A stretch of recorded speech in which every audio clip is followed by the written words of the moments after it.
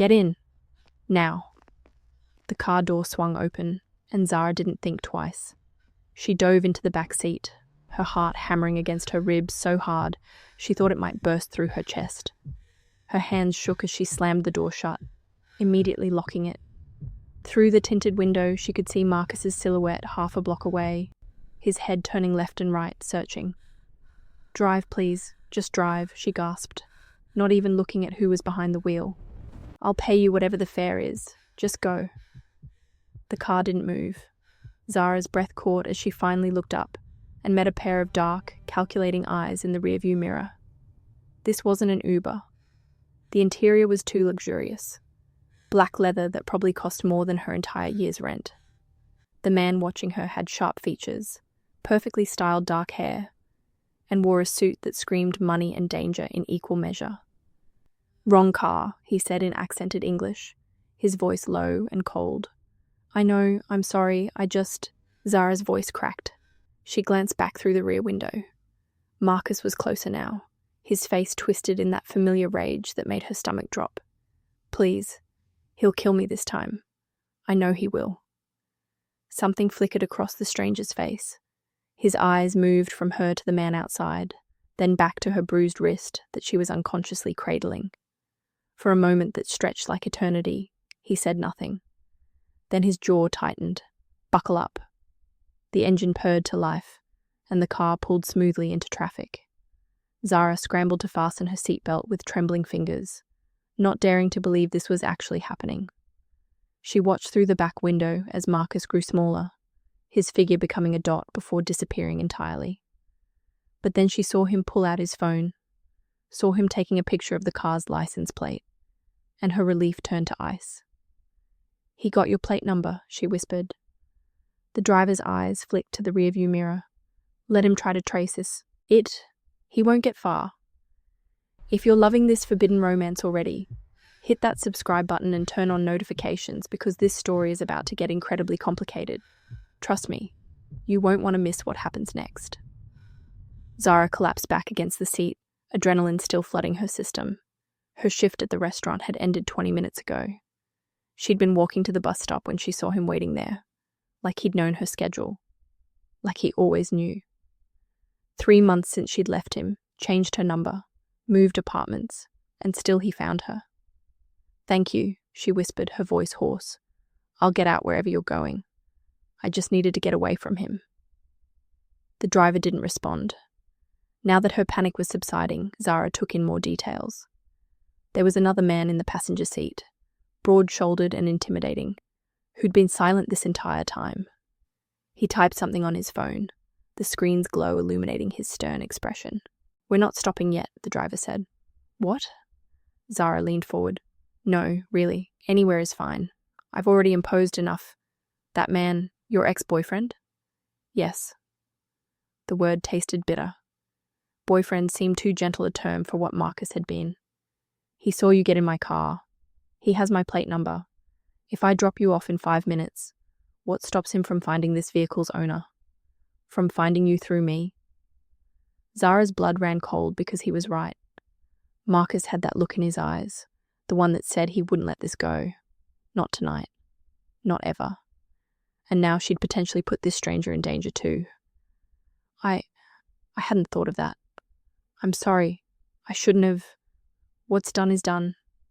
What's your name?" "Zara. Zara Williams. I'm Minho Kang." He paused, as if expecting recognition. When she showed none, something like amusement crossed his features. "And this is Jay, my associate." The man in the passenger seat gave a curt nod but didn't turn around. His hand rested near his waistband in a way that suggested he was armed.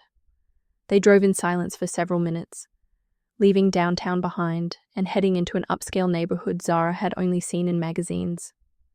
The houses grew larger, set back from the road behind gates and walls. Her phone buzzed. Then again. Then it started ringing. Marcus. She rejected the call, and immediately a text came through. "I know whose car you got into. You've made a big mistake." Her hands started shaking again. Minho's eyes met hers in the mirror. "He's texting you. He says he knows whose car this is. How is that possible? Something dangerous flashed across Minho's face. Show me. Zara held up her phone. Minho read the message, and his expression hardened. He's bluffing. Probably ran the plate through someone. Got a registered company name. He doesn't know where we're going. But he'll find out. He always finds out. Panic was rising in her chest again. I should just go back, face him. Maybe if I just talk to him. Do you hear yourself? Minho's voice cut through her spiral. You're negotiating with your own fear. That's what he's trained you to do. The accuracy of the statement hit her like a physical blow. Jay finally spoke, his voice gravelly. Men like that don't stop, miss. They escalate. Tonight he was waiting at your bus stop. Next time he'll be inside your apartment. Where are we going? Zara finally asked. Somewhere safe. Minho pulled up to a gate that opened automatically, revealing a long driveway leading to a modern mansion that looked like it belonged in Seoul's wealthiest district. Somewhere he can't find you. Zara's survival instincts, which had been screaming at her to run from Marcus, now whispered warnings about jumping from the frying pan into the fire. Look, I appreciate the help, but I don't know you. I can't just... You're right to be cautious, Minho said, finally turning to look at her directly. His face was even more striking up close, all clean lines and intense focus. But I'm not the one who put those bruises on your arm. I'm not the one you were running from. And right now, you need allies, not more enemies. That doesn't mean I should trust you. No, it doesn't. He tilted his head slightly. But you're out of options, Zara Williams. It's nearly midnight. Your ex has my license plate and is likely already trying to find out who I am. If he's connected, and men who stalk effectively usually are, he might succeed. Which means staying at your apartment tonight would be the worst decision you could make. The truth of it hit her like a slap. Before she could respond, her phone rang again. This time, it was her sister Keisha. Zara answered, her voice shaking. Zara, where are you? Some guy named Marcus just called me asking if I knew where you were. He said you were in danger, that you'd gotten into a car with a dangerous man. Keisha, I'm okay. Marcus is lying. He was waiting for me after work. I had to get away. From him? He said you got into a black Mercedes registered to some Korean businessman. Zara, what's going on? Minho held out his hand for the phone. Zara hesitated, then gave it to him. Ms. Williams? My name is Minho Kang. Your sister came to me for help escaping a dangerous situation. I'm providing her with safe accommodation for the night. She's free to leave whenever she chooses, and I'll have my associate drive her wherever she needs to go. His voice was calm, authoritative. Here, she'll tell you herself. He handed the phone back. Keisha was silent for a moment. Zara, is this real? Are you safe? I think so. I'll explain everything tomorrow. But Keisha, if Marcus calls you again, don't tell him anything. Please. You're scaring me. I'm scared too, but I'm handling it. I'll call you in the morning, I promise. After she hung up, Minho looked at her seriously. Your ex is smart, calling your family, making you seem like you're the one in danger. It's a classic manipulation tactic. How do you know so much about this? I know dangerous men. I've spent my life dealing with them. He opened his car door. Come inside. We need to talk about next steps. The mansion's interior was even more impressive than its exterior. Minimalist design mixed with traditional Korean elements. A modern hanok reimagined. The floors were heated stone, artwork that probably cost more than her life savings hung on the walls, and everything was pristine. But what caught Zara's attention was the security system panel by the door, complex and blinking with multiple zones. The guest room is upstairs, second door on the right, Minho said, shrugging off his jacket. Beneath it, she noticed a shoulder holster with a gun. Her eyes widened, and he followed her gaze.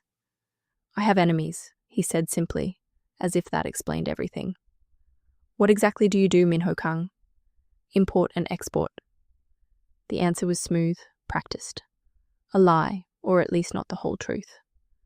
among other things. Before she could press further, an older woman appeared from what Zara assumed was the kitchen. She was elegant, probably in her 60s, with silver-streaked hair pulled back in a neat bun. She stopped when she saw Zara, her eyes going wide. "Minhoya, who is this?" she asked in Korean, but Zara caught the surprise in her tone. Minho responded in the same language, but Zara could hear the tension in his voice. The woman's expression shifted from surprise to something else. Hope? She looked at Zara with sudden intense interest, then back at Minho, speaking rapidly. "Auntie, no," Minho started, but the woman was already approaching Zara with a warm smile that didn't quite reach her calculating eyes. "Hello, dear. I'm Mrs. Cho, the housekeeper. You're staying the night?" "Just tonight," Zara said quickly. "I don't want to impose." "Nonsense. Though I must say, Minho usually doesn't bring guests home, especially not at this hour." There was a question in her tone. "Are you in some kind of trouble, dear?" "Mrs. Cho," Minho's voice had a warning edge. "Zara needs a safe place to stay. That's all you need to know." The older woman's eyes narrowed slightly, and Zara realized she was far more perceptive than her warm demeanor suggested. "Of course, I'll prepare the blue guest room." She looked at Zara again, assessing. "Have you eaten? You look pale." "I'm fine, thank you. I'll bring up some tea anyway. And Minho." She switched back to Korean, saying something that made his jaw tighten. Then she disappeared upstairs. "What did she say?" Zara asked. "That you look like someone running from something, and I should be careful about bringing other people's problems into this house." He ran a hand through his hair. "She's protective, and not wrong." They climbed the stairs, and Minho showed her to a beautiful room decorated in soft creams and greys, with a bed that looked like a cloud. There was an attached bathroom stocked with toiletries and even a bathrobe. "Lock this door," Minho said seriously. "Don't open it for anyone but me or Mrs. Cho. My number is now in your phone. I added it while you were talking to your sister. If anything feels wrong, if you hear anything unusual, you call me immediately." "You think Marcus could find this place tonight?" "I think Marcus is currently scrambling to figure out who I am and whether I'm someone he can intimidate. Depending on what he finds, he'll either back off or escalate." Minho's expression was grim. "Either way, tomorrow we deal with this properly. Tonight you rest." "Why are you helping me? You don't know me." Minho was quiet for a long moment, his hand on the doorframe. "Let's just say I know what it's like to feel trapped, and I have the resources to help, so I am. Get some sleep, Zara." But sleep didn't come. Zara lay in the unfamiliar bed, her mind racing. Every creak of the house settling made her jump, certain it was Marcus somehow finding her. Around 2 a.m., she heard voices downstairs. Minho and Jay, speaking in low Korean. She crept to her door and opened it slightly, catching fragments of conversation.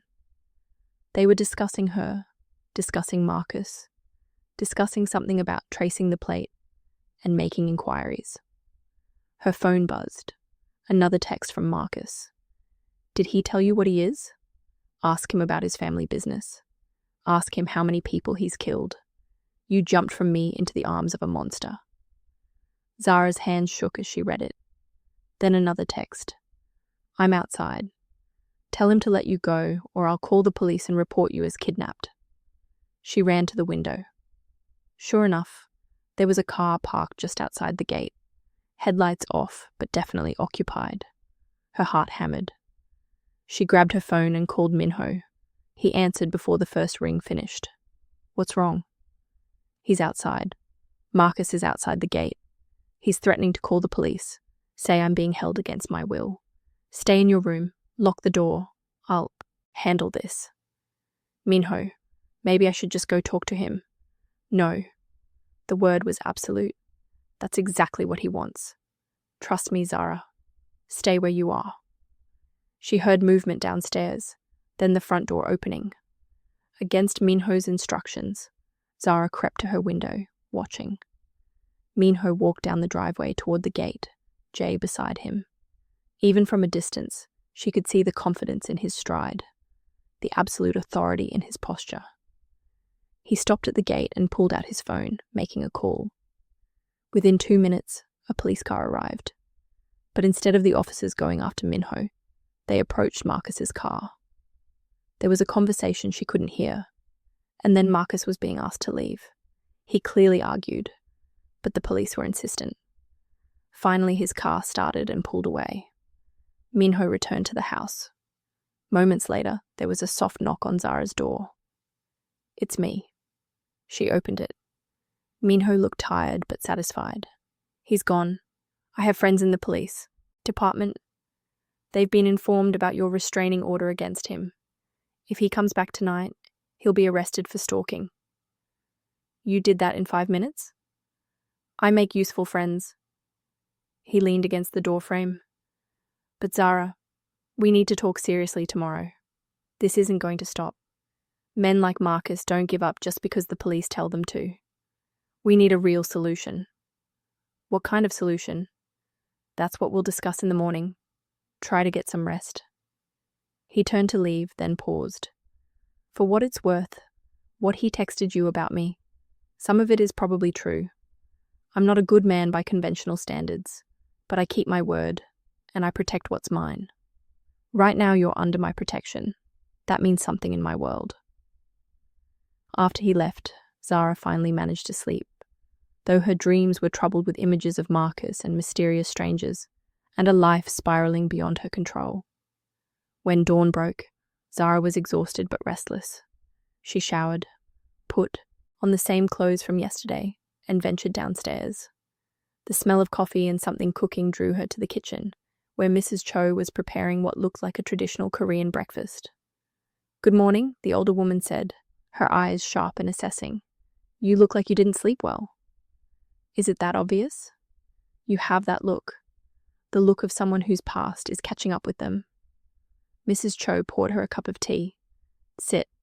Minho is on a call but will be down soon." Zara sat at the kitchen island, accepting the tea gratefully. Mrs. Cho moved around the kitchen with practiced efficiency, but Zara could feel the weight of the woman's gaze. "That man last night," Mrs. Cho said carefully, "the one outside the gate. He means to hurt you, doesn't he? He's my ex. I left him 3 months ago. He won't accept it. And you think Minho can protect you from him?" There was something strange in her tone. Not doubt, exactly, but a kind of knowing sadness. "I don't know what I think anymore." Mrs. Cho set down her cooking utensils and looked at Zara directly. "I've worked for the Kang family for 30 years. I watched Minho grow up. I watched him become the man he is, hard, dangerous, isolated. In all those years, in the 10 years he's lived in this house, he's never brought a woman home. Not once." Zara's pulse quickened. "Mrs. Cho, this isn't what you think. I'm just here because you needed help, and he gave it. I know." The older woman's expression softened. "But I also know my boy. He doesn't help people. He doesn't get involved in others' problems. He builds walls, not bridges. So the fact that you're here, that he brought you into his home, into his private sanctuary, that means something." Before Zara could respond, Minho appeared in the doorway. He'd changed into a fresh suit, but there were dark circles under his eyes, suggesting he'd slept as poorly as she had. "Good morning," he said, his eyes finding Zara immediately, as if checking she was still there, still whole. "Morning." She stood awkwardly. "About last night, I'm sorry for the trouble." "Don't apologize. We need to discuss your situation. My study, please." His study was a room lined with books in Korean and English, dark wood and leather furniture that spoke of old money and older power. Minho poured them both coffee and sat across from her, his expression serious. "I made some calls this morning. Your ex, Marcus Chen, he's not as powerless as you might think. He has connections to a mid-level crime organization on the east side. Nothing major, but enough to give him resources and protection." Zara's stomach dropped. "What? Marcus works in sales. He works in sales as a front. His actual income comes from facilitating certain transactions for the Shen organization. Weapons mostly. Some drugs." Minho's eyes were steady on hers. which means you're not just dealing with an abusive ex-boyfriend. You're dealing with someone who has access to dangerous people and isn't afraid to use them. The room felt too small. I didn't know. I never knew any of this. They're good at hiding it. But Zara, this changes things. A restraining order means nothing to these people. Police intervention means nothing. He will find you, and when he does, he'll have help. Then what do I do? Her voice cracked. Run, change my name, leave the country. Or you fight back with equal resources. Minho leaned forward, which brings me to a proposal. I need your help with something, and in exchange, I can offer you complete protection from Marcus, a mutually beneficial arrangement. What kind of arrangement? Minho stood and walked to the window, his back to her. My grandmother arrives from Seoul this afternoon. She's traditional, powerful, and has been pressuring me for years to leave the family business and settle down. 2 weeks ago, she gave me an ultimatum. Either I prove I'm trying to change my life, starting with a serious relationship, or she'll arrange a marriage for me herself. An arranged marriage in 2026? My family is very traditional and very powerful in certain circles. He turned to face her. I'm not ready to leave my work. There are people who depend on me, operations that can't just stop. But I also can't defy my grandmother directly. It would break her heart, and despite everything I am, I won't do that. Zara felt a sinking sensation. What are you asking me? Be my girlfriend, or at least let my family believe you are. He said it quickly, efficiently. You need protection from Marcus and his connections. I can provide that. 24/7 security, safe housing, everything you need.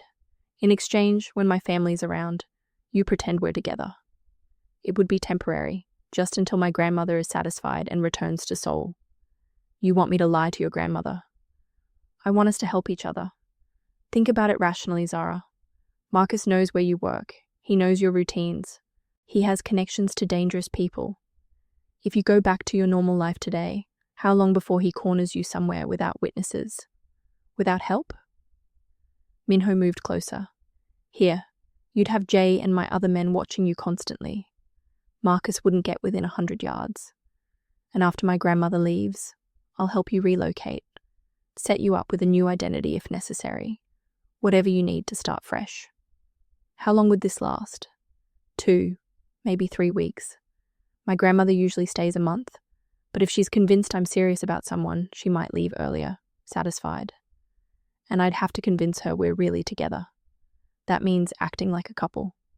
Yes, hand-holding, some light affection, nothing you're not comfortable with. I won't touch you beyond what's necessary for appearances. You have my word. Zara stood and paced the room. This is insane. Yesterday I was worried about making rent. Today I'm being offered a role in some complicated deception, involving a Korean crime family. I prefer to think of it as a mutually beneficial business arrangement. And what happens when she leaves? When this is over? You disappear. New city, new identity, new life where Marcus can never find you. I have the resources to make that happen completely. He paused. Or you can walk out of here today. Go back to your apartment and hope Marcus gets bored before he gets violent. Your choice. Her phone buzzed. A text from an unknown number. Tell your new boyfriend he's making a mistake. The Shen family doesn't forget insults. Her hands started shaking. Minho gently took the phone from her, read the message, and his expression hardened. They're escalating. Marcus must have told them I'm interfering. He handed back the phone. Zara, I need an answer. My grandmother lands in 4 hours. Either you're here as my girlfriend, or you're on your own. Every rational thought screamed at her to refuse, to run, to find another way. But she'd been running for 3 months, and Marcus had still found her, still hunted her. And now he had an entire organization backing him. If I agree, I need rules, clear boundaries. Name them. I sleep in my own room, door locked, my space. Agreed. I can contact my family and friends. I won't disappear from their lives. Of course. And if at any point I want out, I leave. No questions, no consequences. You have my word. Minho extended his hand. Do we have a deal? Zara looked at his hand, steady and strong, then at his face. There was something in his eyes that made her think he understood her fear more than he was letting on. Two people trapped by different circumstances, finding an unlikely solution. She shook his hand. Deal. But I'm telling my sister the truth about this arrangement. Smart. I'd expect nothing less. A ghost of a smile crossed his face. Welcome to the family, girlfriend. Now we have 4 hours to make you look the part and get our story straight. The next hours were a controlled chaos. Minho had Jay drive Zara to her apartment to pack clothes and essentials, but this time 2 other men accompanied them, Tae and Sung-min, both armed and alert. They swept her building before letting her enter, checking her apartment like they expected bombs. Is this really necessary? Zara asked Jay as she packed. Mr. Kang doesn't take chances with people under his protection. And after that message from the Shen organization, you're now a potential target. Jay positioned himself by the window, watching the street. They'll test him, see if he's serious about protecting you. What happens if they do? Then Mr. Kang reminds them why people don't cross the Kang family. Jay's tone was matter-of-fact. It won't be pretty, but it will be effective.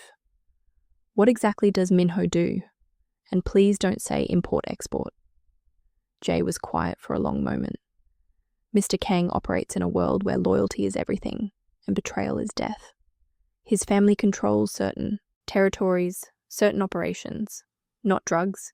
He refuses that trade. But weapons, information, protection services, and yes, some legitimate importing. He's not a good man by society's standards, but he's fair. He protects what's his.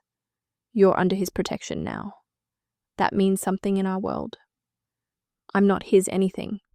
This is temporary, a business arrangement. Jay glanced at her, something unreadable in his expression. Of course, Miss Williams. Though I'd suggest you remember that line when his grandmother arrives.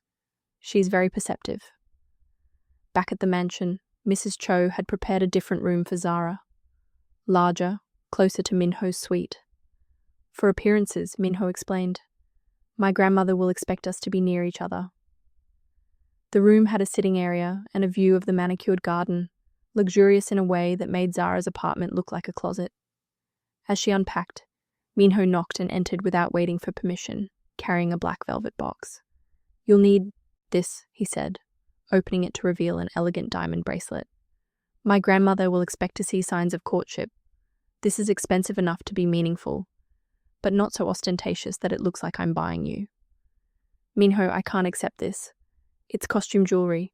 Well, expensive costume jewelry. When this is over, you keep it or sell it. I don't care. But for now, you wear it when she's around. He fastened it around her wrist, his fingers gentle against her skin. There. Now you look like someone I'd date. And what does that look like? He studied her for a moment. Someone strong enough to stand up to me. Someone who doesn't want my money or my power. Someone real. He stepped back quickly. We need to rehearse our story. My grandmother will interrogate you. They spent the next hour constructing their fictional relationship. They'd met at the Korean restaurant where she worked. He'd come in for dinner, kept returning, eventually asked her out. 2 months together, serious enough that he'd introduced her to Mrs. Cho, but not yet serious enough that his grandmother knew. They connected over both being orphans, both understanding loss. It was close enough to truth to be believable, distant enough to be safe. What should I know about you? Zara asked. I can't be your girlfriend and know nothing.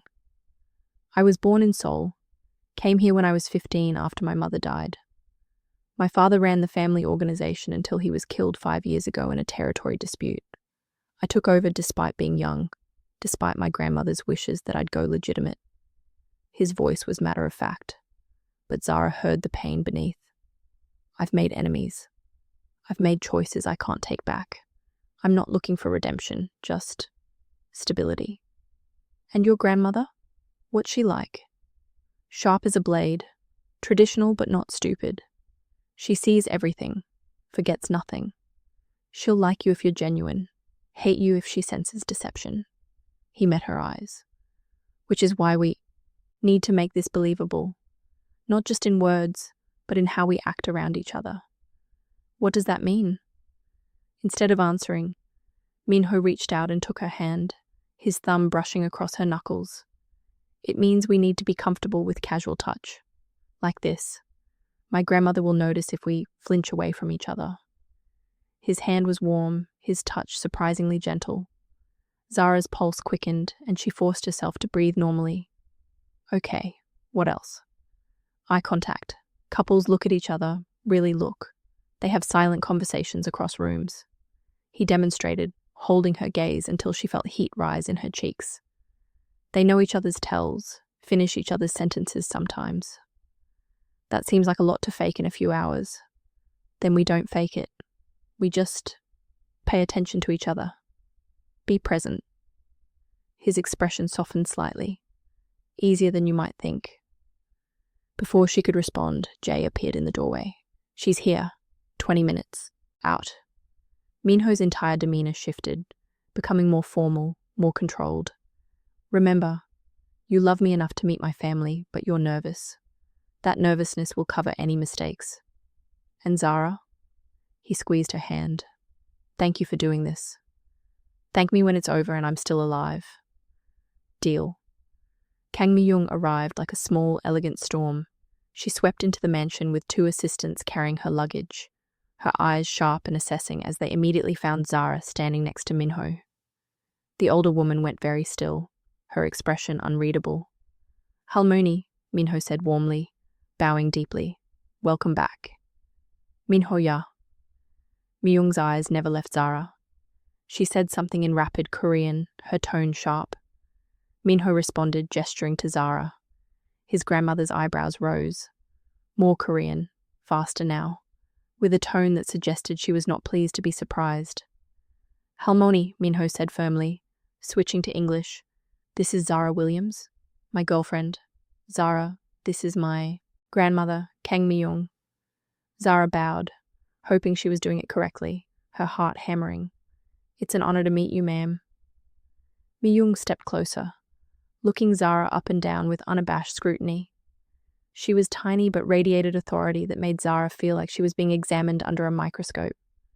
The older woman's eyes lingered on the bracelet, on Zara's nervous hands, on the way she unconsciously leaned slightly toward Minho. Then, to Zara's complete shock, Mi-young's stern expression cracked into a smile. She reached out and took Zara's hands in hers, speaking in accented English. Finally, this stubborn boy brings home a woman, and such a beautiful one. Thank you, Mom. No, Mom. You call me Halmoni, yes? If you're with my grandson, you're family. But her eyes were still calculating, still watching. Come. Sit. We talk. I want to know everything about the woman who finally caught Minho's attention. The next hour was the most intense interrogation Zara had ever experienced, disguised as pleasant tea time. Mi-young wanted to know everything. Zara's background, her family, her education, how she met Minho, what her intentions were. Minho sat beside Zara on the couch, his hand occasionally finding hers, presenting a united front. But Zara could feel the tension radiating from him. Your parents? They passed when you were young? Mi-young asked, her expression softening. Yes, Mom. Halmoni. Car accident. I was 12. My sister Keisha raised me after that. She's a nurse now. An orphan, like my Minho. You understand loss then. Understand how it shapes a person. Mi-young's eyes grew distant. This is good. You'll understand his complications. Complications? Halmoni, Minho interjected in Korean, his tone warning. Mi-young waved him off and looked at Zara seriously. My grandson is involved in the family business. You know what this means? Zara chose her words carefully. I know he does work that's sometimes dangerous, that he has enemies. He's been honest with me about that. And this doesn't scare you away? Zara glanced at Minho, at his carefully neutral expression, and made a choice to sell this performance. Everything about him probably should scare me, but he's also been kind when he didn't have to be. Protective. Honest. She squeezed his hand. I'm choosing to trust that the man I see is real. Something flickered in Minho's eyes. Surprise, maybe, or something deeper. Mi-young studied them both for a long moment, then nodded as if satisfied. Good. Then you join us for dinner. Every night I'm here, we eat together as family. You'll learn to make proper kimchi, yes? Every Korean man expects his woman to make good kimchi. I'd be honored to learn, Halmoni. After Mi-young retired to her room to rest from the journey, Zara sagged against the couch. Is she always that intense? That was her being pleased with you. You should see her when she disapproves. Minho stood and poured them both whiskey, from a crystal decanter. You did well. The orphan connection resonated with her. She lost her parents young too, raised by an aunt who was cruel. She has a soft spot for survivors. I wasn't lying about that part, or about most of it really, just the timeline.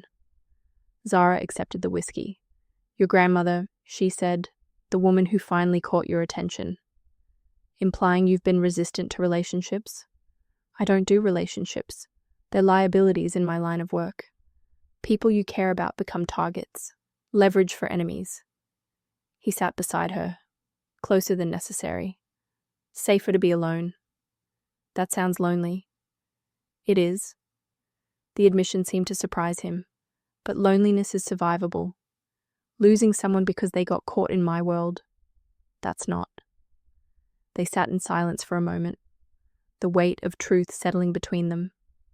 Then Zara's phone buzzed. A text from Keisha. Marcus called me again. He's asking about some Korean guy named Kang. Zara, what have you gotten into? Minho read the text over her shoulder. He's digging into my background. That's actually good. What he finds will scare him more than any threat I could make. What will he find? That the Kang family has controlled certain operations in this city for 3 generations. That crossing us has consequences. That I'm not someone to intimidate. Minho's expression was cold. By tomorrow, Marcus will either back off completely or make a very stupid decision. And if he makes the stupid decision, then I'll handle it. He met her eyes. I told you.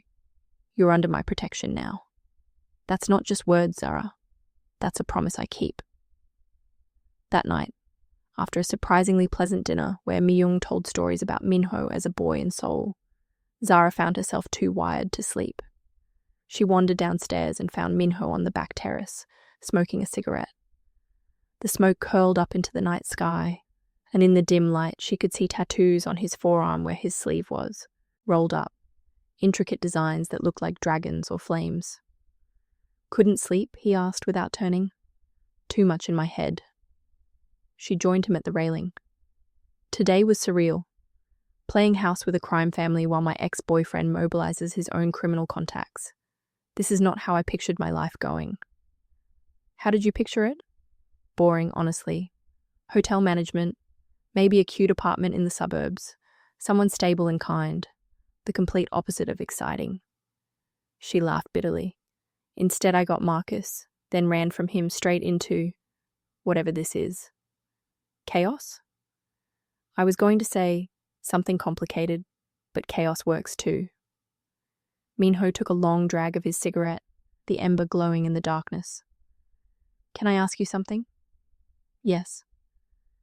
Earlier, when my grandmother asked if I made you happy, you looked at me like, I don't know, like you were seeing me for the first time. What were you thinking? Zara was quiet, choosing her words carefully. I was thinking that you're probably the loneliest person I've ever met. That you've built this whole life around being powerful and feared, but somewhere along the way, you forgot to build anything real. And that makes me sad. He turned to look at her, really look at her, and Zara saw the mask slip. For just a moment, she saw vulnerability, pain, the human beneath the reputation. Then he looked away. You're too perceptive for someone I just met. Maybe that's why your grandmother likes me. I see you. That should terrify you. It probably should, but it doesn't. Zara surprised herself with the honesty. Minho, I know this is all fake. I know I'm here because we're both trapped by circumstances and this is mutually beneficial. But that conversation with your grandmother, when I said you'd been kind and honest with me, I meant it.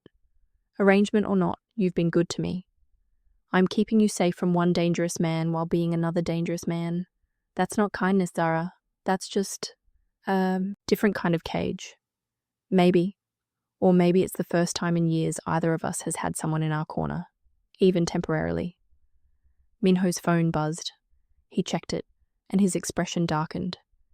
Jay says Marcus was spotted 2 blocks from here 20 minutes ago. He left when he saw our patrol. He's escalating. Yes, which means tomorrow I need to send him a stronger message. Minho's voice went cold. Jay is arranging a meeting with his Shen connections. They'll be informed that continuing to help Marcus harass you will have consequences for their entire organization. That sounds dangerous. Everything I do is dangerous, but I'm very good at it. He stubbed out his cigarette. Get some rest. Tomorrow will be complicated.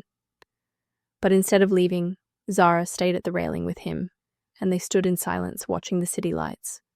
It should have been awkward, but somehow it wasn't. For the first time since this bizarre arrangement began, Zara felt like they weren't performing for anyone. They were just 2 people, alone in the dark, finding unexpected comfort in each other's presence. The next morning, Zara woke to the sound of raised voices downstairs. She grabbed a robe and hurried out of her room, pausing at the top of the stairs. Minho was in the foyer with 2 men she didn't recognize, one of them shouting in Korean while Minho remained eerily calm. Jay stood to the side, his hand near his concealed weapon. The argument escalated. The shouting man took a step toward Minho, and in a blur of movement, Minho had him slammed against the wall, his forearm across the man's throat. He said something in Korean, low and deadly, and the man went pale. Mi-young appeared from the sitting room, completely unfazed. She said something sharp in Korean, and Minho immediately released the man, stepping back. The 2 visitors left quickly, not looking back. Zara, Mi-young called up the stairs. Come have breakfast, child. The men are just conducting business. Zara came downstairs slowly. Minho's expression when he looked at her was apologetic. I'm sorry you saw that. Who were they? Business associates with a complaint about a territory issue. It's handled now. He rolled down his shirt sleeve, which had ridden up during the altercation, revealing more of those intricate tattoos. I have meetings all day. Jay will stay with you and my grandmother. Actually, Mi-young interjected, Zara and I are going shopping. She needs proper clothes if she's to be part of this family. Halmoni, that's really not necessary, Zara started. Nonsense. Besides, I want to know her better, without you hovering Minhoya. The older woman smiled sweetly, but there was steel underneath. Jay and one other can accompany us for safety, but you have business to attend to. Minho looked like he wanted to argue but knew better. Fine, but Jay, I want updates every hour. Shopping with Mi-young was an experience. The older woman took Zara to high-end boutiques where everything cost more than Zara made in a month, insisting on buying her dresses, shoes, and jewelry that made her deeply uncomfortable. But it was also revealing. Mi-young talked about her own youth, about meeting Minho's grandfather, about the choices that led her into this complicated life. My family wanted me to marry a politician's son, Mi-young said, as they sat for tea between shops. Jay and Tai standing discreet watch nearby. Respectable, boring, safe. I ran away to Seoul instead, worked in a restaurant. That's where I met my husband. He was dangerous, involved in things I didn't understand. But he saw me. Really saw who I was, not who my family wanted me to be. And you chose him anyway? I chose the life I wanted, not the life that was expected. It wasn't easy. There was violence, danger, times I wondered if I'd made a terrible mistake. But I never regretted choosing love over safety. Mi-young's eyes were sharp on Zara. I see my grandson with you, how he looks at you when you're not watching. Like you're something precious he's afraid to break. I haven't seen him look at anyone that way before. Guilt twisted in Zara's stomach. This kind woman believed in a relationship that was entirely fabricated. Halmoni, Minho and I, We're still new. We're figuring things out. You don't need to explain. I see what I see. Mi-young patted her hand. Just promise me something, child. Whatever happens, whatever complications arise, don't take the light from his eyes. He's been in darkness so long, he's forgotten what warmth feels like. You've reminded him. The guilt only deepened. Zara wanted to confess everything, but she thought of Marcus, of the threats, of how Mi-young herself had shot someone to protect her just days ago. This woman was kind, but she was also steel-wrapped in silk. She'd chosen this life knowing its costs. They returned to the mansion laden with shopping bags. Minho was in his study with several men, the door closed. Jay caught Zara's eye and shook his head slightly. Don't interrupt. But Zara could hear raised voices again, and this time one of them didn't sound friendly. Mrs. Cho appeared at her elbow. Come help me prepare dinner. Best to stay clear when he's handling business. In the kitchen, as they chopped vegetables, Mrs. Cho spoke quietly. The man in there, Park Ji-hoon, was Mr. Kang's father's right hand. He thinks he should have inherited the organization instead of Minho.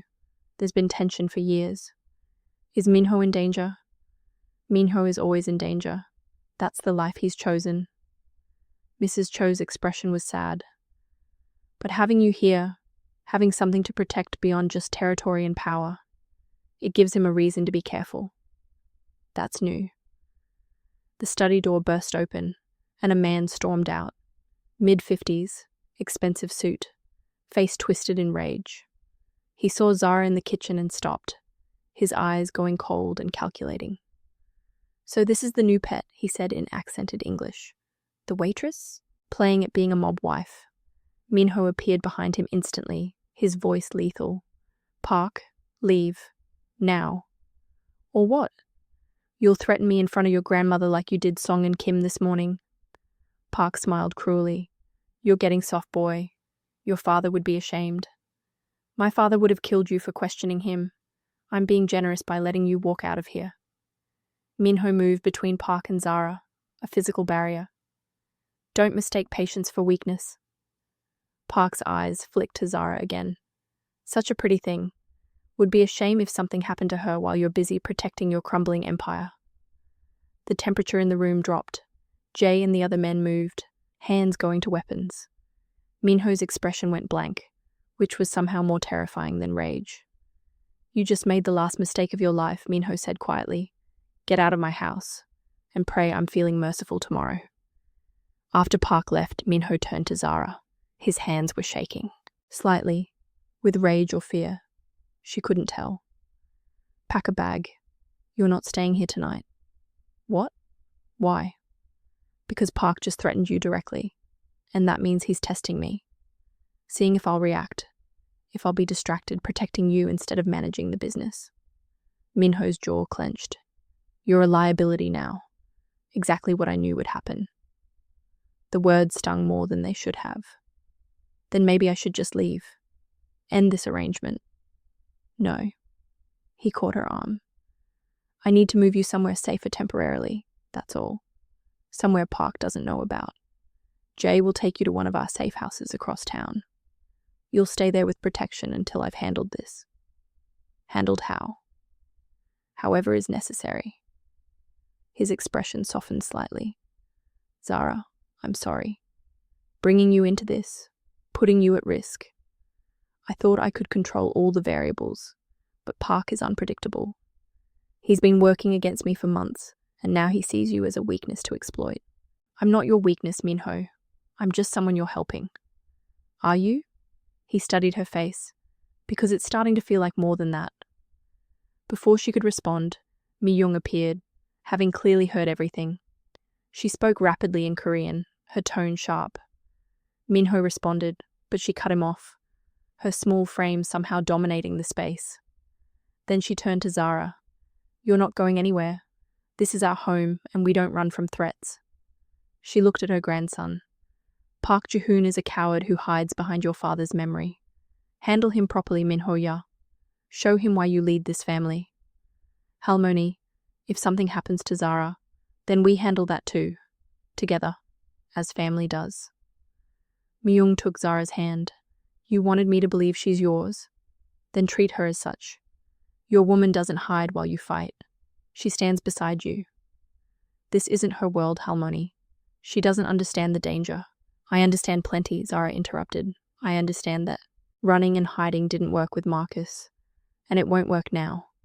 I understand that Park is testing you by threatening me, and I understand that if I run, I prove him right, that I'm a weakness. She looked at Minho directly. I'm staying. We handle this together. Zara, you promised me protection. I'm holding you to that, but I'm not going to be shipped off like cargo every time there's a threat. She was surprised by her own conviction. Besides, we have to keep up appearances for your grandmother, right? The arrangement doesn't work if I disappear. Minho looked between Zara and his grandmother, clearly outnumbered. Finally, he sighed. Fine, but security triples. Jae, Tae, and Sungmin rotate shifts. She doesn't leave the grounds without at least 2 guards. And Zara, he caught her hand. You do exactly what they tell you. No arguments, no independence. If they say run, you run. Understood? Understood. That evening was tense. Dinner with Myung was pleasant on the surface, but Zara could feel Minho's coiled tension, his eyes constantly moving to the windows, the doors, calculating threats.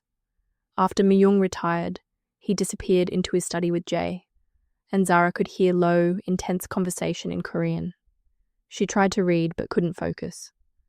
Around 11, she ventured to the study and knocked. Come in. Minho was alone now. Paperwork spread across his desk, a glass of whiskey in his hand.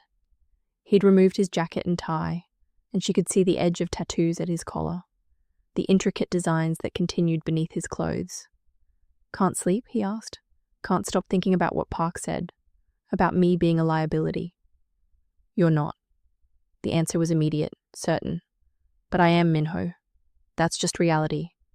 Your enemies now know I exist, know I matter to you, or at least that you're claiming I matter. That makes me a target. Then I'll deal with any threat that comes. He stood and moved to the window. This is my fault.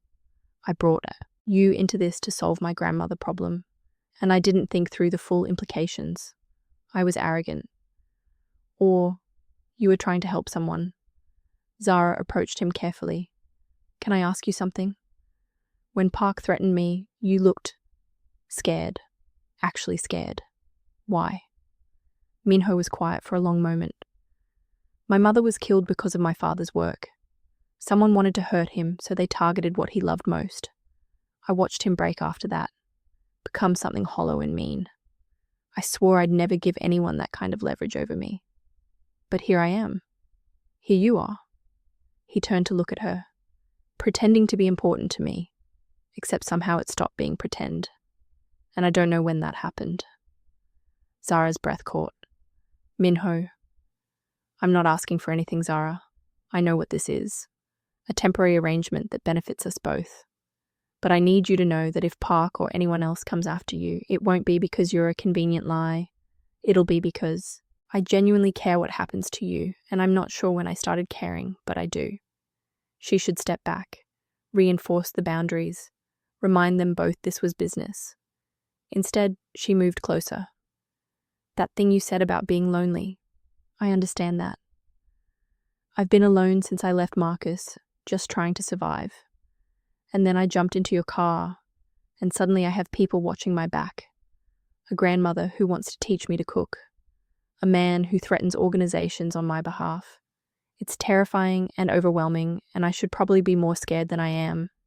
But mostly I just feel seen. Like someone's paying attention not to what they can get from me, but to who I actually am. That's because you're worth paying attention to. They were close now, closer than the performance for Myung required. Zara could see the flecks of amber in his dark eyes, could see the tension in his jaw, the way his hands flexed like he wanted to reach for her but was holding back. This is a bad idea, she whispered.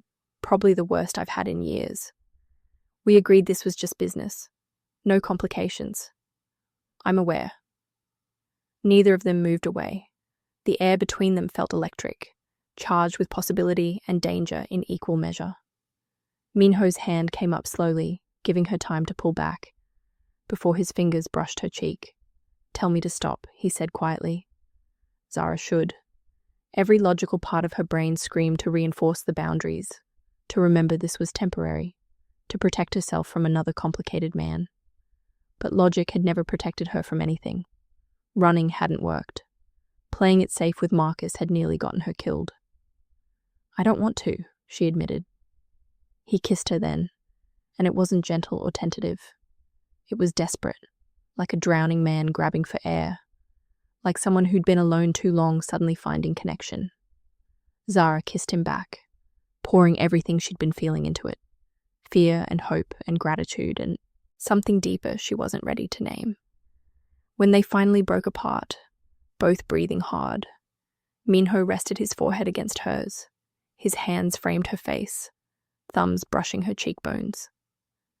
"This changes things," he said. "I know. We should probably talk about what this means. Set new boundaries." "Minho." Zara pulled back enough to meet his eyes. "Can we just not overthink this for one night? Tomorrow we can analyze and set rules and be rational. Tonight, can we just be two people who are tired of being alone?" Something in his expression softened, the mask dropping completely. "Yeah, we can do that." They ended up on the leather couch in his study, Zara curled against his side, his arm around her shoulders. They didn't talk much, just existed together in comfortable silence. At some point, Zara dozed off, feeling safer than she had in months. She woke to urgent voices. Minho was on his phone, speaking rapid Korean, his free hand still holding hers. Jay stood in the doorway, his expression grim. "What's wrong?" Zara asked groggily. "Marcus and 2 Shen enforcers just tried to breach the south gate. Our patrol intercepted them." Minho's voice was ice. "He's not backing down. Is everyone okay?" "Our people are fine. Marcus is currently being detained in our security building, which presents an interesting opportunity." Minho stood, helping Zara to her feet. "Jay, wake my grandmother and have Mrs. Cho take her to the safe room. I don't want her involved in this." "What are you going to do?" Zara asked. "Have a conversation with your ex-boyfriend, one that will make very clear that his pursuit of you is over." His expression was cold, dangerous. "You should probably stay here." "I'm coming with you." "Zara, this isn't going to be pleasant." "I don't care. He's terrorized me for 3 months. If you're ending this, I want to see it." Her voice was steady. "I need to see it." Minho studied her for a long moment, then nodded. "Stay behind me. Don't speak unless I tell you to. And if things escalate, Jay will get you out. Agreed?" "Agreed." The security building was a small structure at the edge of the property, windowless and utilitarian. Inside, Marcus sat in a chair, hands zip-tied, one eye already swelling from resisting capture. 2 of Minho's men stood guard, expressionless. When Marcus saw Zara, his face twisted. "There you are. Finally got tired of playing house with criminals? Ready to come home and apologize?" Minho moved so fast, Marcus didn't see it coming. One moment he was sneering. The next, Minho had him by the throat, lifting him partially out of the chair. "You don't speak to her. You don't look at her. You don't think about her." Minho's voice was deadly calm. "From this moment forward, Zara Williams does not exist in your world. Do you understand? Fuck you. The Shen organization already knows you tried to breach my property with their men, and they're very unhappy about it. They've been informed that continuing to associate with you will result in consequences for their entire operation." Minho released him, and Marcus slumped in the chair. "They've cut ties, Marcus. You're on your own now." "You're lying." "Am I?" Minho pulled out his phone, playing a recording of a conversation in Chinese. Zara couldn't understand the words, but she understood Marcus's expression as he listened. Pure devastation. "They left me because of her? Because of some waitress? They left you because you became a liability. Because threatening what's mine is bad business." Minho crouched to Marcus's eye level. "Here's what happens now. You leave this city. Tonight. You don't contact Zara, her sister, her friends, or anyone associated with her. You don't mention her name. You forget she exists. And if I don't, then you disappear. Not metaphorically. Actually disappear. And before you think that's an empty threat, ask yourself why the Shen organization, who you thought had your back, immediately abandoned you when I made one phone call. Minho stood. I control territories they need for their supply lines. I have leverage they can't afford to lose. You're one man with delusions of power. Do the math. Marcus looked past Minho to Zara, and she saw something break in his expression. The realization that he truly lost. That his control over her was gone. Zara, please. I love you. I just wanted you back. No. Her voice was steady, strong. You wanted to own me. That's not love. You lost me the first time you put your hands on me, Marcus. Everything since then has just been you refusing to accept that. I can change. I don't care. And she meant it. Standing there, watching him tied to a chair, powerless, Zara felt something lift from her chest. You don't get to be my problem anymore. Minho nodded to his men. Put him on a bus to anywhere that's not here. Give him $500 and make it clear that if he's seen in this city again, there won't be a warning. As they dragged Marcus out, still protesting, Zara felt Minho's hand find hers. It's over, he said quietly. He can't hurt you anymore. She should have felt relief, triumph, something positive. Instead, she felt exhausted and sad that her life had gotten so twisted that this was what freedom looked like. Thank you, she managed. Don't thank me yet. That was the easy problem. Minho's expression was grim. Park is still out there, and now that he knows you actually matter to me, he's going to be even more motivated to use you as leverage. As if summoned by the mention of his name, Minho's phone rang. He looked at the screen and his expression hardened. It's him. He answered on speaker. Park's voice came through, smooth and mocking.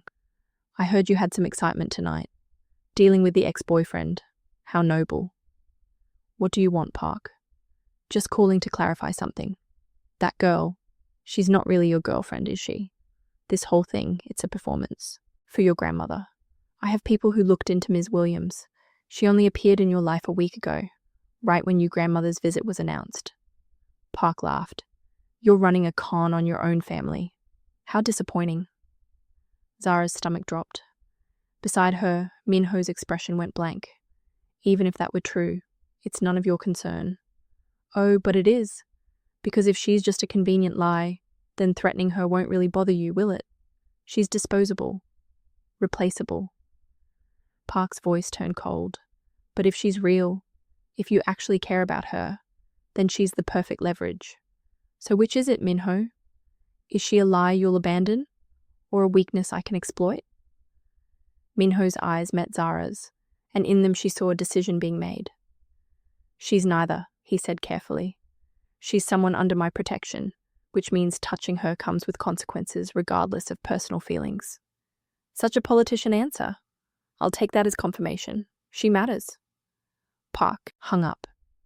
Minho immediately started making calls, barking orders in Korean. Jay appeared with more men, and the house went into lockdown. Reinforced security at every entrance. Patrols doubled. Surveillance expanded. Mi-young emerged from the safe room, took one look at the controlled chaos, and sat Zara down in the sitting room.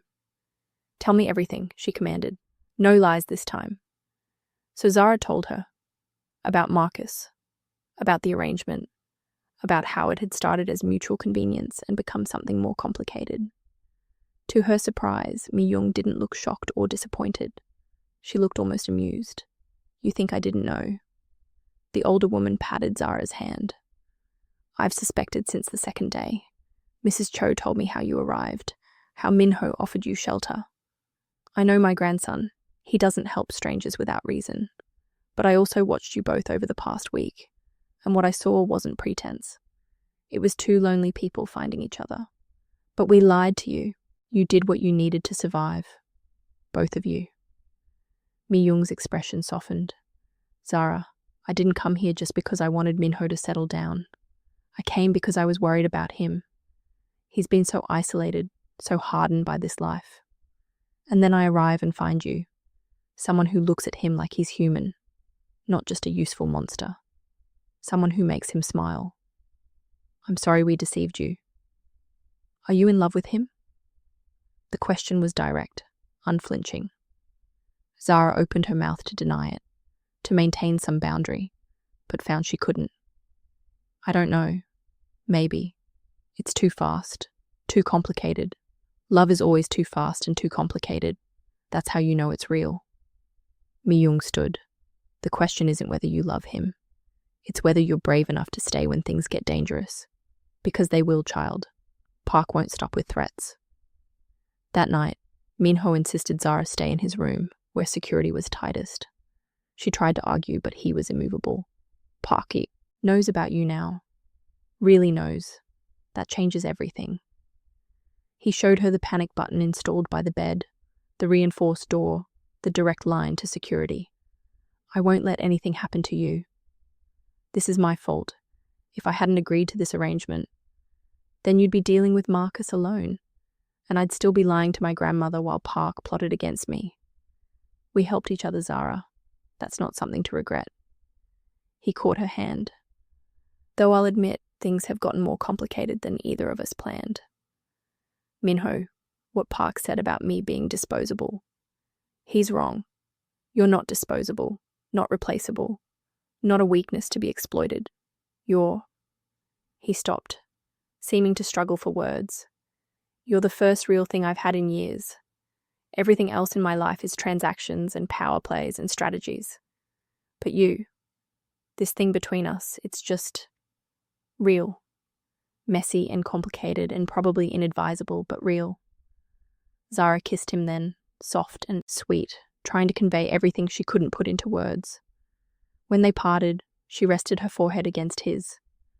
When this is over, when Park is handled and the danger passes, what happens to us?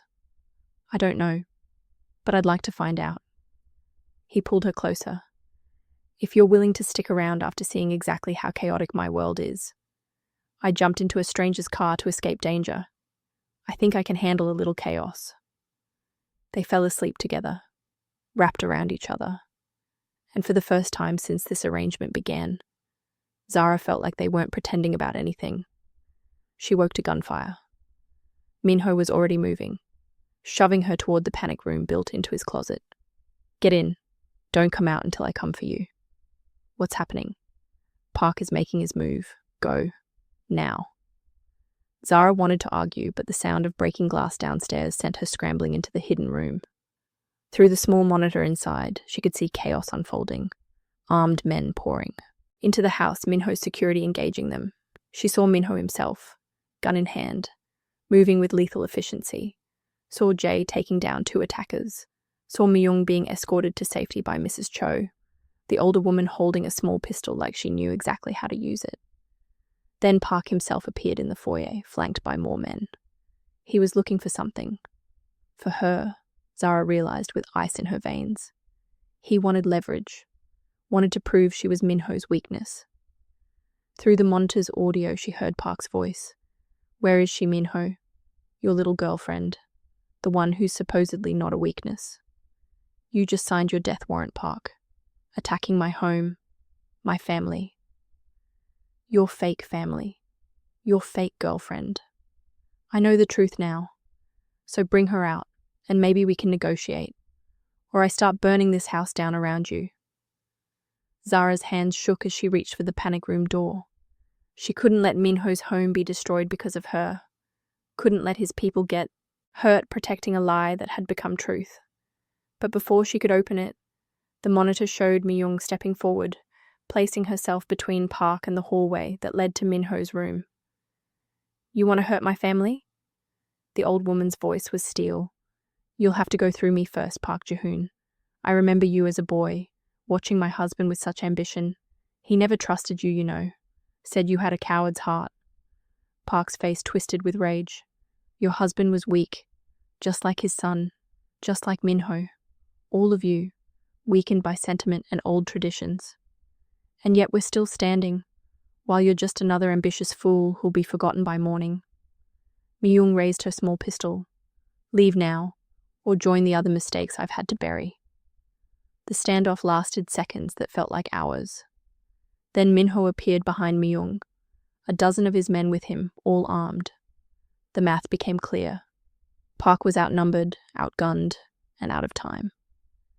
"This isn't over," Parker spat. "Yes, it is."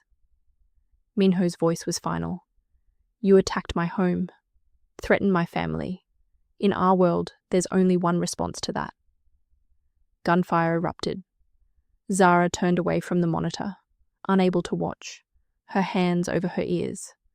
When the sound finally stopped, she heard Minho's voice through the door. "Zara, it's over. You can come out." She emerged shakily to find Minho standing there, a cut on his face but otherwise intact. Behind him, the house was a mess. Broken furniture, bullet holes in walls, but no bodies. His men were securing the property. "Park?" she asked. "In custody.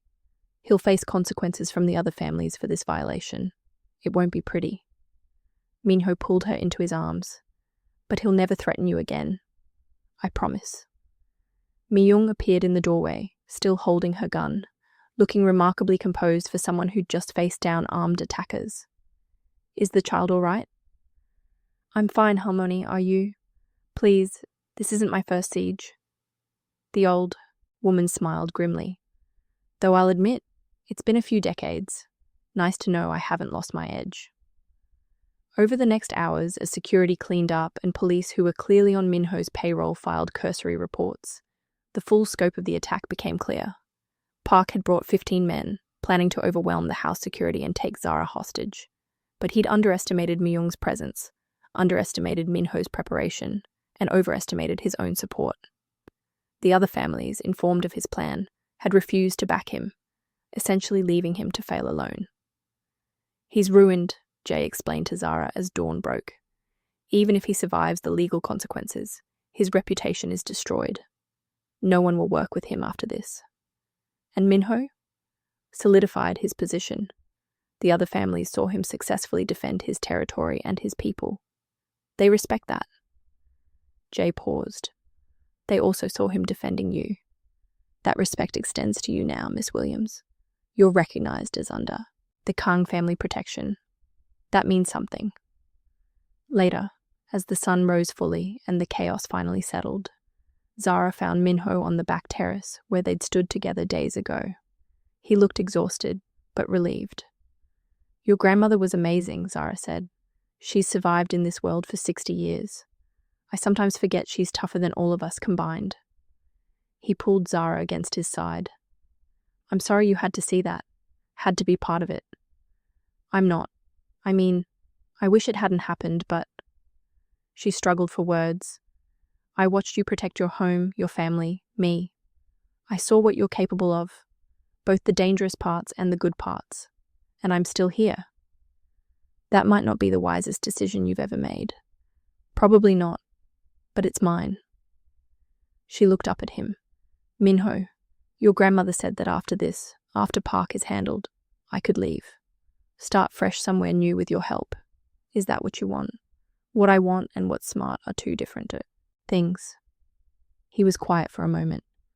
"Smartest thing would be to set you up in a new city with a new identity. Let you live a normal life away from all this chaos. That's not what I asked. What I want is for you to stay. Not because of the arrangement, not because of my grandmother, but because somehow in the span of a week, you've become important to me in a way I can't fully explain." He turned to face her fully. "But wanting you to stay and asking you to stay are different things. This life, what you saw tonight, that's my reality. It'll happen again, different enemies at different times. Always dangerous. I can't ask you to sign up for that. What if I'm asking too?" His expression shifted. Hope and fear and something deeper all at once. "Zara, I'm not saying I have all the answers. I'm not saying this isn't terrifying. But I spent 3 months running from Marcus, trying to rebuild a safe, normal life, and it didn't work. Maybe safe and normal isn't what I actually need. Maybe what I need is someone who sees me, protects me, challenges me to be braver than I think I can be." She took his hands. Maybe I need you. You're sure? Because there's no casual version of this, of us. If you stay, if we do this for real, you're part of my world. That comes with consequences. I'm sure. Or at least, I'm sure enough to try.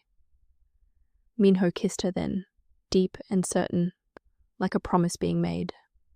When they finally broke apart, Mi-young was standing in the doorway, tears streaming down her weathered face. Finally, she said in Korean, then switched to English. Finally, you both stop pretending and start living. 3 months later, Zara sat in the sitting room of what was now definitely her home, not a temporary refuge. Mi-young had returned to Seoul 2 weeks after the park incident, satisfied that Minho was on the right path.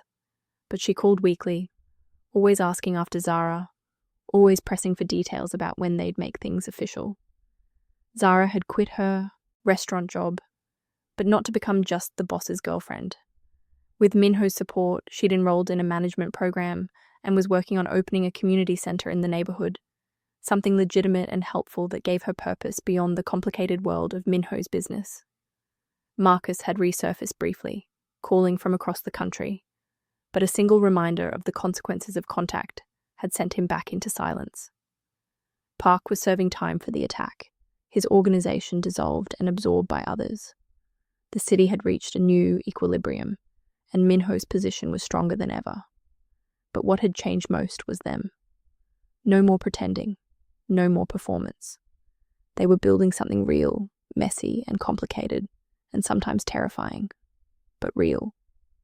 Minho had shown her the full extent of his tattoos one night, the intricate dragons and flames that covered his chest and back, each one representing a promise made or a battle survived. She'd traced them with her fingers and told him they were beautiful.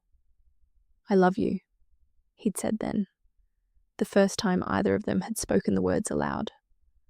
I'm not sure when it happened, but I do. I love you too, she'd responded, even though you're impossible and dangerous, and definitely going to give me grey hair. Now, sitting in their home, waiting for him to return from a business meeting, Zara thought about that first night when she'd jumped into his car in desperation. She'd been running from one danger into what she thought might be another. Instead, she'd found safety, family, and a love that was worth every complication. Her phone buzzed.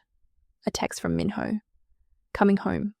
Picking up dinner from that place you like. The real girlfriend perk is, I actually remember your preferences now. She smiled and texted back.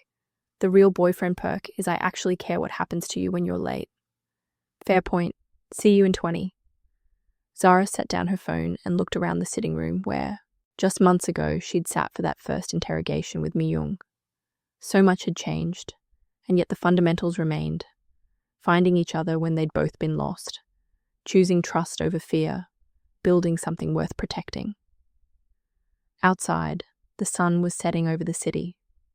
Soon Minho would be home, and they'd have dinner together, and tomorrow would bring whatever challenges came next. But they'd face them together. Two people who'd found each other in the chaos and decided to stay. The front door opened. Minho's voice called out, I'm home. And just like that, Zara realized she was too. Really, truly home. Not just in a house or a place, but in a life she'd chosen, with a person she'd chosen, in a love that was complicated and dangerous, and absolutely worth it.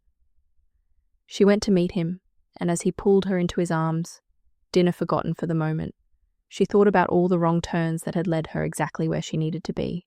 Sometimes the most beautiful love stories came from the most unexpected places, from moments of desperation and choices that seemed crazy at the time. Sometimes you had to jump into the wrong car to find the right life. And that, she thought, as Minho kissed her, was exactly what she'd done. If this story touched your heart, if you felt the connection between Minho and Zara, do me a huge favor. Hit that like button and subscribe to the channel. Share this with someone who loves Korean romance stories with a twist. And drop a comment telling me, would you take a chance on love if it meant stepping into a dangerous world? Have you ever had to choose between playing it safe and following your heart? I read every single comment, and I love hearing your stories. New videos drop every week, so turn on those notifications. Remember, Sometimes the most beautiful love stories come from the most unexpected places.